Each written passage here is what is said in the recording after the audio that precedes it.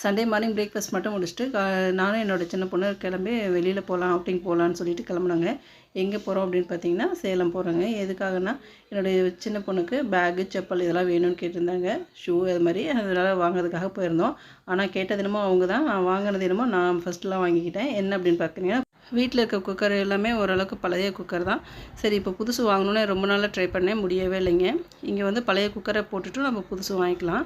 எந்த ரேட்டுக்கு எடுக்கிறாங்களோ அதுக்கு மிச்ச அமௌண்ட்டை மைனஸ் பண்ணிவிட்டு நம்ம கொடுத்துட்டு வாங்கிக்கலாம்.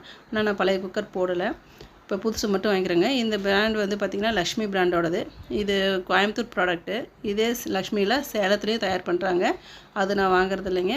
கோயம்புத்தூர்லேருந்து தயார் பண்ணுற மேனுஃபேக்சரிங் பண்ணுற இந்த லக்ஷ்மி பிராண்டு ரொம்ப நல்லாயிருக்கும். ஷாப் பார்க்கறதுக்கு ரொம்ப குட்டியாக பொட்டி கடை மாதிரி தான் தெரியும். ஆனால் இதில் நிறைய பிராண்டட் வச்சுருக்காங்க. இன்னும் லக்ஷ்மி பிராண்டை இங்கே மட்டும்தான் நிறையா இருக்கும். அதனால தான் இங்கே வந்து நான் வாங்குறது.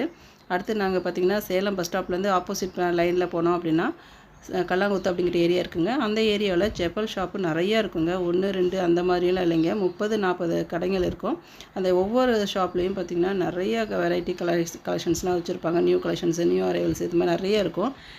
ஆனாலும் என்னுடைய பொண்ணுக்கு பார்த்திங்கன்னா கால் கொஞ்சம் பெரிய காலாக இருக்கும். எங்கள் காலை விட பெருசாகவே இருக்கும். அவங்களுக்கு செப்பல் தேடுறது ஒரு பெரிய வேலை. அதனால தான் நான் வந்து சேலத்தில் வந்து கல்லாங்குத்து ஏரியாவுக்கே கூட்டிகிட்டு வந்துட்டேன். கல்லாங்குத்து ஏரியாவில் பார்த்திங்கன்னா ஃபுட்வேர்க்குன்னே ஒரு 30 ஷாப்பாவது இருக்கும். நாங்கள் ஒரு 2, 3 ஷாப் ஏறி இறங்கினோங்க. அதுக்கப்புறமேட்டு அமைஞ்சிருச்சு. நல்லா பெரிய சைஸாகவே ஷூ வாங்கிக்கிட்டாங்க.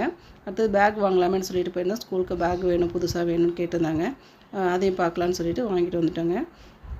பேக்ஸ் நிறைய கலெக்ஷன்ஸ்லாம் வந்துட்டுருக்கோம். இப்போ தான் ஏன்னா ஸ்கூல் ஆரம்பிச்சுனால ஒரு வழியாக அங்கேயும் இங்கேயும் தேடி ஒரு 4 கடை ஏறி இறங்கி வெயில் கொளுத்துல மண்டை காஞ்சு ஒரு கடையில் சூஸ் பண்ணி எடுத்துட்டாங்க. இந்த ஷாப்பில் பார்த்திங்கன்னா பேக்ஸ் எல்லாமே கொஞ்சம் ஓரளவுக்கு பட்ஜெட் ஃப்ரெண்ட்லியாக தான் இருந்துச்சுங்க. நாங்கள் வாங்கின பேக்கு 1200 சொல்லியிருந்தாங்க. மாற்றி கீற்றி ஒரு 900 வாங்கியிருந்தோங்க பேக்கு. அது ஒர்த்தபிளாக தான் இருந்துச்சு. சேலத்தில் இது மாதிரி நிறைய ஷாப்ஸ் இருக்குங்க. நிறைய பேக்கு கடையில் ஒரே லைன்லேயே நிறையா இருக்கும். அதேமாதிரி தாங்க கல்லாங்குத்தி ஏரியாவில் செப்பல்ஸ் ஷாப்பு நிறைய இருக்குங்க. உங்களுக்கு அது மாதிரி தேவைப்படுது, பக்கத்தில் இருக்க ஏரியாவில் இருக்கீங்க அப்படின்னா இங்கே கூட வந்து நீங்கள் வாங்கிக்கலாம். நிறைய கலெக்ஷன்ஸ்லாம் வச்சுருப்பாங்க.